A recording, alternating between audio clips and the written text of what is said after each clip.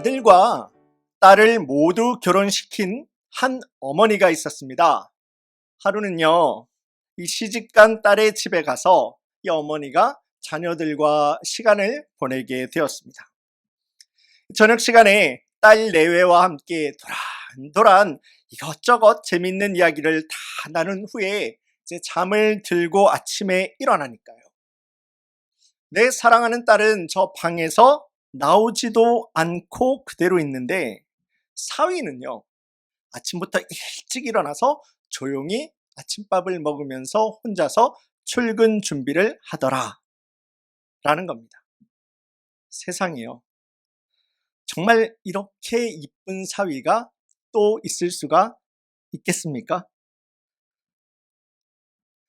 성도님들 가운데 지금 아들을 가지고 계신 분들의 얼굴이 네, 네 조금씩 굳어가는데요. 네, 이거 그냥 이야기입니다. 너무 심각하게 생각하시지 마시고요. 이 어머니는 그래도 이 사위가 우리 딸을 많이 사랑하고 있구나 라고 생각하면서 마음으로 큰 고마움을 가질 수 있었다라고 합니다. 그렇게 딸집에서 이제 하루 기분 좋은 하루를 보낸 어머니는 이번에는 그 옆 동네에 살고 있는 아들 집으로, 아들네로 향하게 됩니다. 이제 이 어머니의 호칭이 어떻게 변하게 됩니까?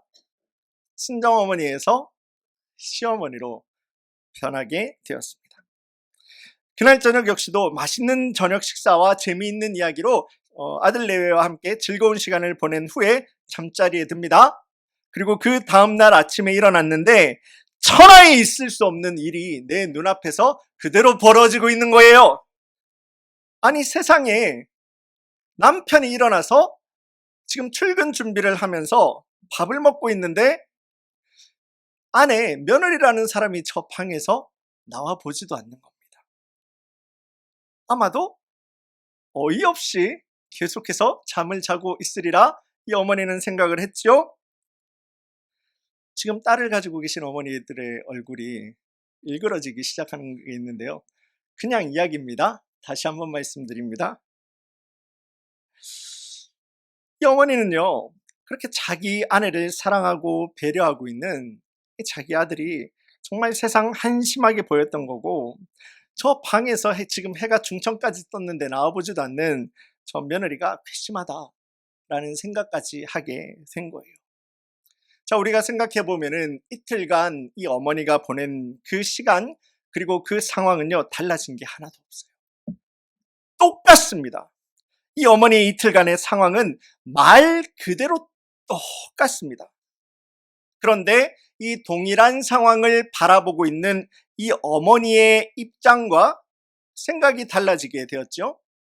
이 어머니의 입장이 달라지게 되니까 그 동일한 상황을 바라보고 있는 어머니의 생각과 결론이 완전히 180도 정반대로 달라져 버리게 되었습니다. 어제는요, 그와 똑같은 상황을 바라보면서 행복하다라고 보았던 그 상황이 오늘은요, 그 동일한 사건을 보고 있는데 저 한심한 놈이라는 결론을 지을 수밖에 없었던 거죠. 우리는 지난 시간까지 4주에 걸쳐서 예레미야서 말씀을 우리가 쭉 함께 나누었습니다. 예레미야서는요, 전체 52장 말씀 가운데에서 51장을 통해서 하나님께서 이 남유다는 반드시 멸망하게 될 것이다.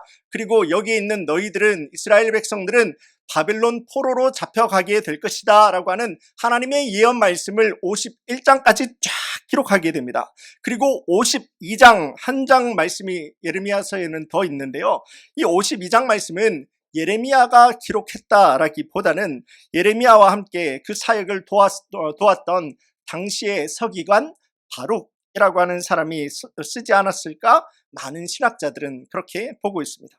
52장 말씀은 이런 거예요. 남유다의 마지막 왕이었던 시드기야 왕이, 그가 왕위에 오르고 11년이 되던 해에 바벨론이 이 예루살렘을 완전하게 무너뜨리게 됩니다. 예루살렘 성벽은 다 무너지게 되었고요, 솔로몬이 쌓았던 하나님의 전은 불타고 다 없어지게 되었고, 그리고 남유다 마지막 왕이었던 시드기야, 이 왕은 물론 많은 유다의 그 백성들마저도 바벨론 포로로 끌려가게 되었던 거죠. 이때까지 51장까지 하나님의 말씀을 받아서 그대로 증거하고 예언하였던 이 예레미야의 말씀이 그대로 52장에서 실제로 이루어지게 된 그 모습을, 예언이 실제로 이루어지게 된 그 말씀을 52장에서는 기록을 하고 있는 겁니다. 그리고 그와 같은 유다의 비참한 멸망과도 함께 바벨론으로 끌려가게 된 이스라엘의 그 많은 백성들 가운데 오늘 다니엘서 말씀이죠. 본문에도 나오는 다니엘이 그 역시도 바벨론의 포로로 함께 끌려가게 되었다라는 겁니다. 그러므로 자연스럽게 오늘 본문의 말씀이 속해 있는 이 다니엘서 말씀은 유다와 예루살렘을 향한 말씀이 아니라 지금 바벨론의 포로로 잡혀와 있는, 고향을 떠나서 바벨론 포로로 끌려와 있는 바로 그 고향을 다 잃어버린 이스라엘 포로들을 향한 하나님의 말씀, 하나님의 위로, 하나님의 소망, 그리고 미래를 향한 하나님의 예언의 말씀이 바로 다니엘서가 되게 되는 것입니다. 그 중에 우리가 함께 읽은 오늘 본문의 말씀입니다. 특별히 이 본문의 말씀에서는요, 다니엘과 이 세 친구들에 대해서 말씀을 집중하고 있는데요. 그 말씀의 내용은 다음과 같습니다. 예루살렘을 공격하면서 이 남유다를 완전히 다 박살내고 멸망시킨 바벨론의 느부갓네살 왕이 이 예루살렘에서 했던 한 가지 일이 있는데, 그것이 뭐냐 하면은 바로 예루살렘 사람들 중에서 집안이 좋고 똑똑한 젊은 사람들을 따로 뽑아서 바벨론으로 데리고 갔다라고 하는 겁니다. 그래서 그 사람들만 따로 모아서 3년 동안 바벨론의 아주 좋은 환경에서 그들을 집중적으로 공부시키고 그들을 집중적으로 훈련시켰다라고 하는 거예요. 이유가 무엇이었겠습니까? 동일한 포로예요. 포로로 끌고 가는데 이 사람들, 집안이 좋고 또 배우 학식이 있는 사람들을 따로, 젊은 사람들을 따로 모아서 3년 동안 특별히 공부시키고 훈련시켰다는 거예요. 그 이유가 바로 이제 앞으로 바벨론을 위해서 일할 일꾼들을 바벨론은요, 그런 식으로 키웠다라는 겁니다. 그 당시 주변에 있었던 여러 나라들을 막 힘으로 정복해 가면서 그 영향력을 날이 갈수면 갈수록 키워가고 있었던 이 바벨론에게는 나라가 자꾸 성장하다 보니까요, 반드시 해결해야 되는, 생각지도 못했던 문제 한 가지가 일어났던 겁니다. 그것이 바로 이 남유다와 같이 이들이 정복하고 이들이 다 이겨내는 그 나라를, 우리가 그 민족들을 어떻게 다스리고 그 민족을 우리가 어떻게 이끌고 갈 것인가 라고 하는 그 문제가 생기게 되었던 거죠. 그 당시 바벨론에게는 갈수록 커져가고 있는 이 바벨론 제국 안에 있는 여러 민족들을 효과적으로 또 효율적으로 다스릴 수 있는 방법이 필요했는데요. 바로 그 고민 끝에 그들이 결정했던 것이, 그렇다면 우리들에게 우호적인, 우리들에게 충성을 잘하는 그 나라 사람들의 지도자를 우리가 데리고 와서 훈련시켜서 우리가 그들을 통해서 그 나라를 다스리게 하자, 통치하게 하자 라고 하는 결론을 내었던 겁니다. 그래서 이 바벨론은요, 그들이 정복한 나라에서 지도자급에 있는 그러한 집안에 있는 사람들의 젊은 그리고 학식 있는 사람들을 데리고 와서 아주 좋은 환경에서 이 바벨론의 언어와 문화, 그리고 그들이 필요한 그 모든 것들을 가르치고 교육을 하였던 겁니다. 그리고 그 다음에는 나중에 그들의 필요에 따라서 이 사람들을 적재적소에 이렇게 배치하면서 사용하게 되었던 겁니다. 그러기에요, 이 바벨론에게 멸망당한 사람이 이 프로그램에 의해서 바벨론까지 와서 훈련을 받게 되는 것은요, 어떤 의미에서, 이 세상적인 의미입니다. 어떤 의미에서는 내 나라가 지금 다 망했어요. 멸망당해버렸어요. 그럼에도 불구하고 나는 어떤 특별한 특권을 가지고 있는 사람들이었다라고 하는 겁니다. 이 사람들이 이제 공부를 마치게 되면 어떻게 되겠습니까? 바벨론을 위해서 아주 높은 위치에서 이제 활용하게 될 거예요. 세상 말로 출세길이 열렸다. 그의 인생은 보장이 된 사람들이다 라고 하는 사람들로 볼 수가 있었던 겁니다. 그래서 이 교육을 받는 사람들에게 진짜 중요한 것은 무엇이었겠습니까? 이제 바벨론까지 특별하게 뽑혀서 끌려와서 이제 교육을 받는 이 사람들에게 진짜로 중요한 것은 무엇이었겠습니까? 물론 바벨론 교육을 잘 받는 것도 중요한 겁니다. 근데 그거보다 더 중요한 것은 바벨론과의 관계였어요. 그 당시 이들을 지도하고 있었던 바벨론 지도층과의 관계가 중요했습니다. 때를 따라서는 자신들의 자존심이 무너진다라고 하더라도 이 바벨론 사람들과의 관계를 잘 지키는 것이 이제 바벨론까지 끌려와서 이 교육을 받고 있었던 사람들에게는 굉장히 중요한 일이었다라는 거예요. 그런데 바로 그 망한 나라 남유다 출신 귀족으로 따로 선별이 되어서 여기 바벨론까지 오게 된 사람들 중에 다니엘과 세 친구가 바로 거기에 있었다는 겁니다. 그런데요, 이 다니엘과 세 친구들에게는 바로 그것이 바벨론과의 좋은 관계를 유지해야 된다라고 하는 바로 그 사실이 이 다니엘의 친구들에게는 정말 인생의 큰 고민거리로 다가오게 되게 됩니다. 문제는 이것이었습니다. 바벨론 왕이 주는 음식과 그가 주는 포도주를 내가 지금 거절해야 되는 상황이 일어나게 된 거예요. 지금 바벨론 장학생으로 이곳까지 오게 된 사람이 바벨론과의 관계를 깨야 되는 상황에 놓이게 된 겁니다. 그런데 그 바벨론과의 관계 중에서도 누구와의 관계를 깨야 되는 겁니까? 왕이잖아요. 왕이 주는 음식을 내가 거절해야 되는 상황에 지금 놓이게 된 거예요. 본문의 8절 말씀입니다. 본문의 8절 말씀 제가 다시 한번 보겠습니다. 다니엘은 뜻을 정하여 왕의 음식과 그가 마시는 포도주로 자기를 더럽히지 아니하리라 하고 자기를 더럽히지 아니하도록 환관장에게 구하니. 자, 다니엘이 왕의 음식을 거절하는 이유는 바로 이것이었습니다. 그 당시 이 다니엘 시대 당시에 시대적이고 문화적인 배경에서 기름진 음식, 이거는 고기를 말하는 거예요. 고기입니다.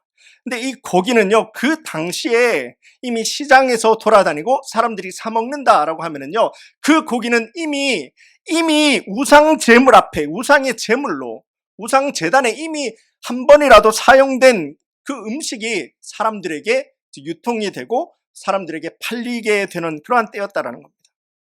우상의 제물로 바쳐진, 우상의 제물로 사용된 음식을 이 땅에 참된 왕이신 하나님의 부르심을 따라서 거룩한 백성된 내가, 내 나라는 그렇게 비참하게 멸망당했다라고 하더라도 나는 그 음식을 먹고 싶지는 않았다라는 거예요. 자, 여기서 우리 성도님들에게 간단하게, 아주 간단하게 한 가지 짚고 넘어갈 것이 있습니다. 믿는 자가 제사 음식 먹어도 됩니까? 먹으면 안 됩니까?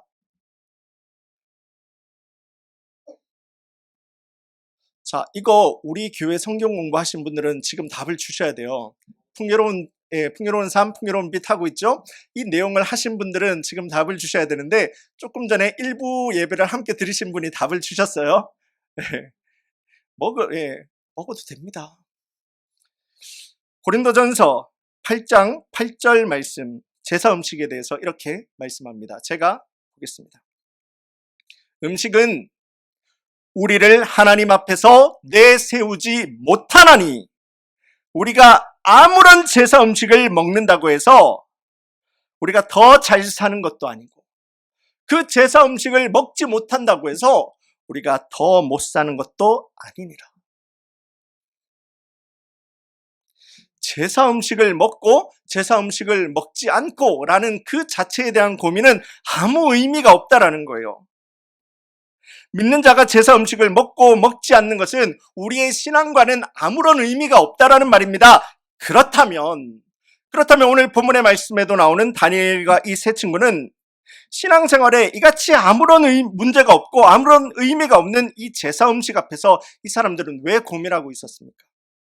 또 말씀은 이렇게 기록하죠. 그들이 뜻을 정하여서 왕의 음식을 거절했다라고 하는 아주 대단한 표현을 쓰면서까지, 그리고 왕의 음식, 그 고기를 먹지 않는 것이 내가 아주 대단한 믿음의 본이 되는 것과도 같은 그런 표현으로 말씀은 기록을 하고 있는데, 왜 말씀은 이와 같이 기록을 하고 있는 것이겠습니까?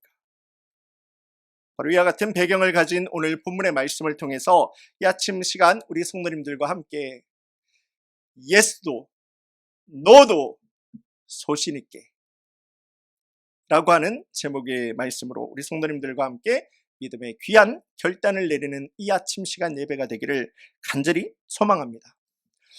우리 성도님들과 함께 먼저 보기를 원하는 겁니다. 바로 이것이에요. 다니엘과 이 세 친구들은요, 먼저요, 자신을 위한 현실적인 그런 조건보다, 나를 위한 현실적인 조건보다, 그 현실적인 조건이라는 것이 무엇이었습니까? 이 바벨론과 관계를 잘해 가는 거잖아요. 바벨론과의 좋은 관계, 바벨론의 지도자들과 좋은 관계를 유지하는 겁니다. 이것이 바벨론의 포로로 끌려와서 훈련되고 있는 그 사람들에게는 아주 중요한 내용이었습니다. 그 현실적인 조건보다도 내가 하나님의 부르심을 받아서 하나님의 백성, 하나님의 자녀가 되었다라는 그 하나님과의 관계, 하나님과의 믿음과의 관계가 이 사람들 가운데서는, 다니엘과 세 친구들 가운데서는 더 중요했다라는 겁니다. 다시 한번 합니다. 지금 바벨론에 끌려와가지고 바벨론 교육을 받고 있는 사람들에게는 바벨론과의 관계가 중요한 거예요. 이게 놓치게 되면은 이 사람들은 3년이 지나게 됐을 때 어떻게 될지 아무도 몰라요. 이게 너무도 중요한 현실적인 조건이었는데 내가 이거 바라보지 않고 그 상황 가운데서도 하나님과의 관계를 내가 먼저 붙들겠다 라고 하였던 다니엘과 세 친구들의 모습이다라는 겁니다. 제사 음식 먹고 먹지 않는 것이 중요한 것이 아닙니다. 음식이 중요한 것이 아니라 지금 내가 서 있는 바로 이 자리에서 앞으로 내가 어떠한 대가를 치르게 된다라고 하더라도 나는 그것보다 더 중요한 하나님과의 관계 가운데서 더욱더 믿음 가운데서 든든히 서겠습니다라고 하는 거예요. 바로 그것에 있어서 구체적이고 실질적이고 실천적인 방법이 바로 왕이 나를 위해서 주는 그 고기, 왕이 나를 위하여서 주는 그 이미 우상 앞에 바쳐진 그 고기를 내가 먹지 않겠다라는 거지, 음식 자체가 문제가 아니에요. 제사를 드린 음식을 먹고 먹지 않느냐가 문제가 아니라 하나님과의 관계를 그가 먼저 붙들었다라고 하는 겁니다. 그리고 내가 결단하게 되는 바로 이 믿음으로 인해서 앞으로 생기게 되는 일이 그것이 무엇이 된다라고 하더라도 나는 지금 이 순간에 내 삶의 참 주인 되시는 아버지 하나님이 기뻐하시는 곳에 나의 순종이 있고 하나님께서 싫어하시는 곳에 나도 싫어하겠습니다. 그 믿음의 결단을 지금 다니엘과 세 친구들은 보여주고 있다는 겁니다.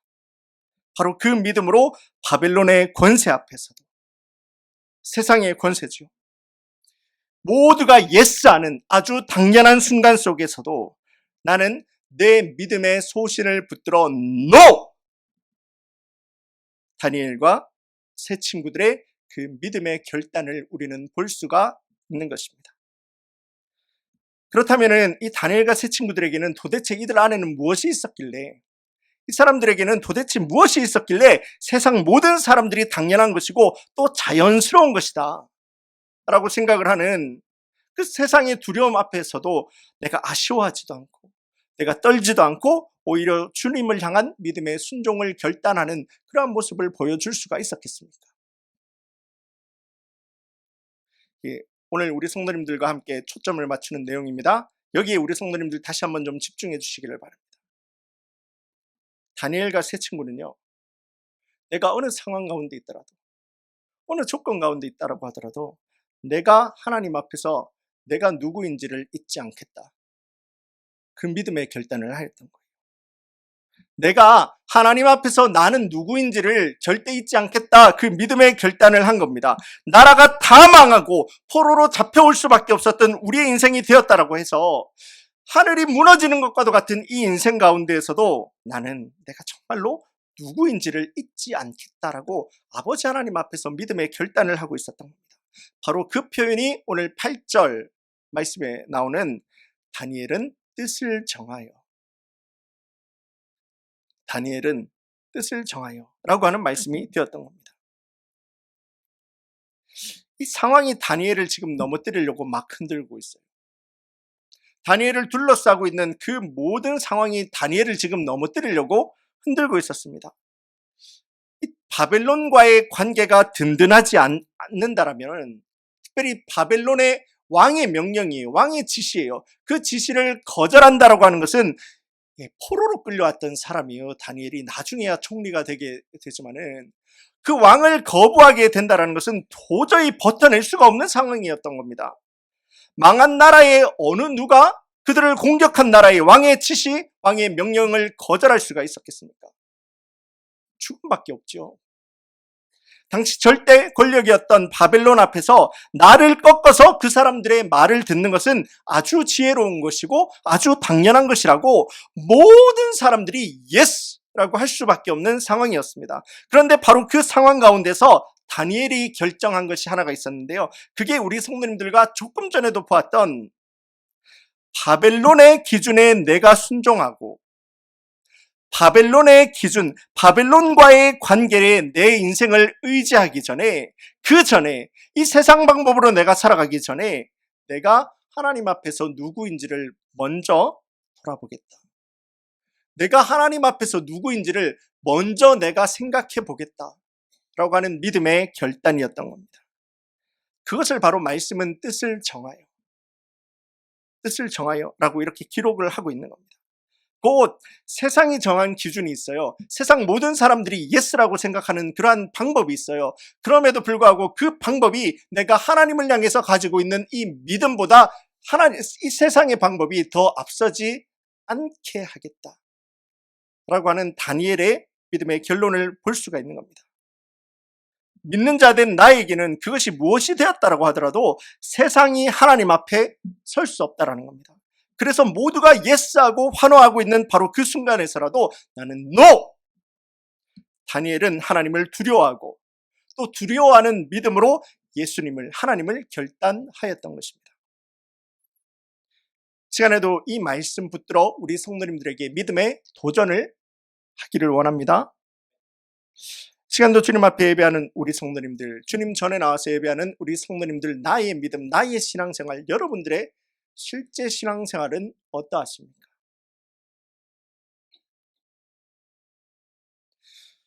혹시나 여러분들은 이 세상의 가치 앞에서 또는 세상의 요구와 사람들과의 관계를 따라서 그리고 현실적인 상황들, 현실적인 조건들 앞에서 혹시나 우리는 내가 누구인지도 한 번도 돌아보지도 못하고 환경에 쫓겨서 사람에 밀려서 내가 먼저 세상에 이렇게 흔들려 버리는 그러한 인생, 그러한 신앙생활을 하고 있지는 않으십니까?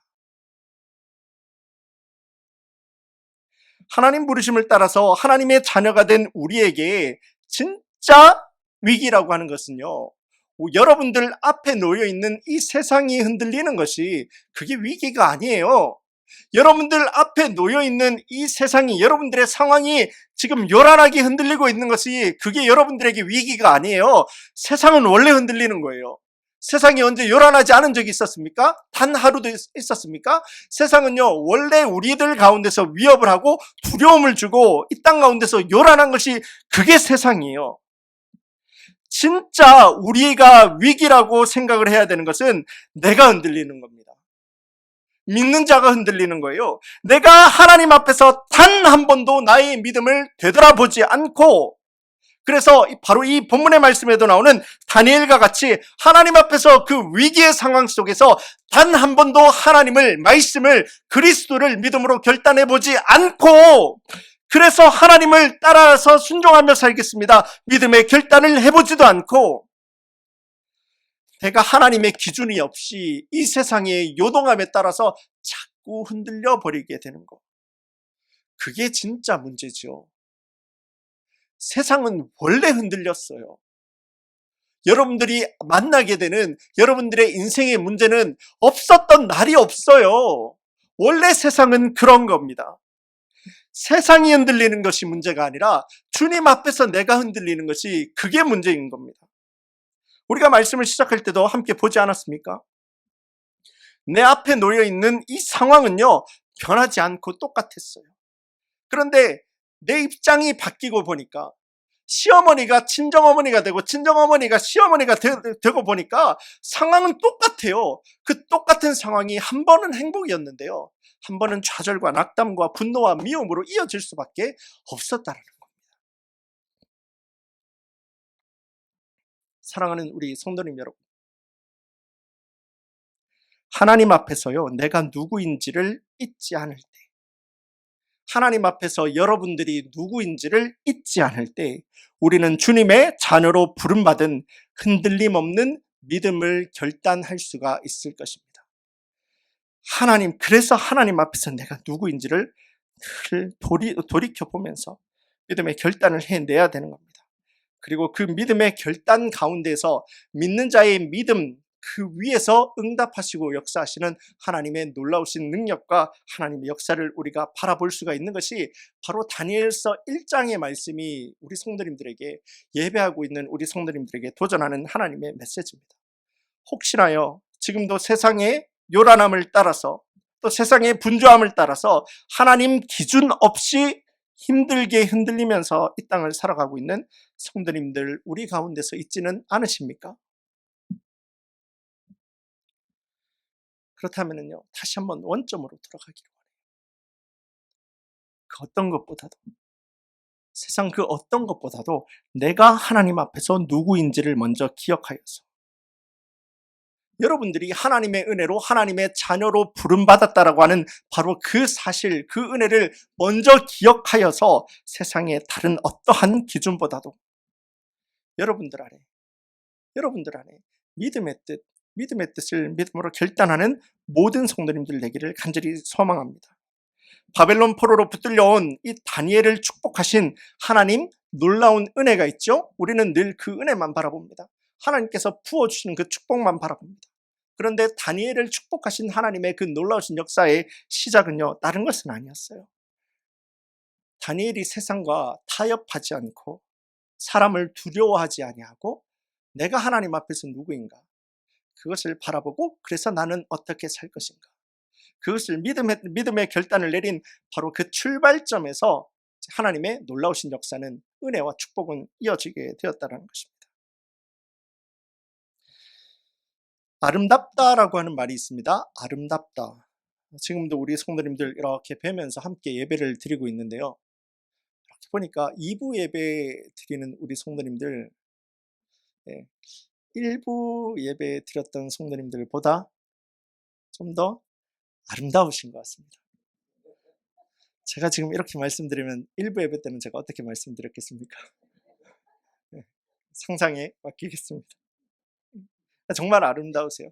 예배하는 우리 모든 성도님들의 그 예배의 자리, 여러분들과 함께, 아름다운 성도님들과 함께 예배 드릴 수 있는 그 사실이 정말 행복합니다. 근데 우리 성도님들도 너무나도 잘 알고 있고 이렇게 아름답다라는 이야기를 들을 때 우리 얼굴에 미소를 지을 수밖에 없는 이 아름답다라고 하는 그 말에서 아름이라고 하는 말의 의미가 무엇인지 우리 성도님들 알고 계십니까? 아름.